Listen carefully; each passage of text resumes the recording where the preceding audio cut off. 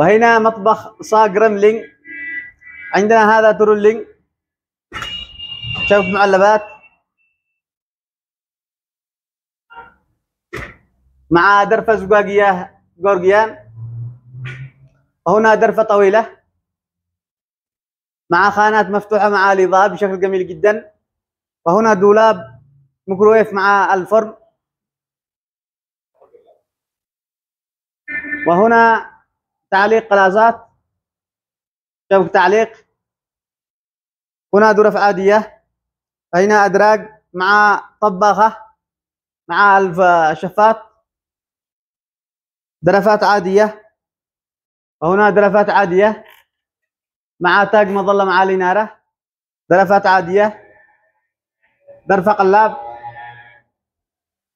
مع خانات مفتوحة. وهنا درفة عادية. وهنا عندنا مطبخ صاج رمادي. هنا الثلاجة ومكان للعياشات والفرن والميكروويف.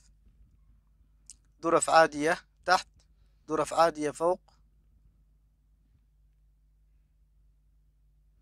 وهنا الحوض ودولاب شبك الصحون، رخام صناعي. وهنا مكان للغسالة.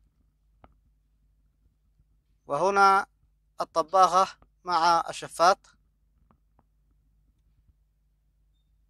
وهنا عندنا مطبخ أخضر صاج، 3 عياشات زجاجية، فرن، ميكروويف، رخام صناعي، درفات عادية تحت، أدراج. وهنا الحوض وديكور جميل للشباك. وهنا الغسالة، درفات عادية، درفات عادية تحت، درفات عادية فوق. وهنا الطباخة مع الشفاط وأدراج. وهنا زاوية ال بشكل جميل جدا، دواليب طويلة ومكان للثلاجة. وهنا مطبخ صاج اوف وايت، عياشات زجاجية، مكان للفرن، ميكروويف، رخام صناعي، درفات عادية تحت، درفات عادية فوق. وهنا الحوض، ثم مكان للغسالة، أدراج سحابات.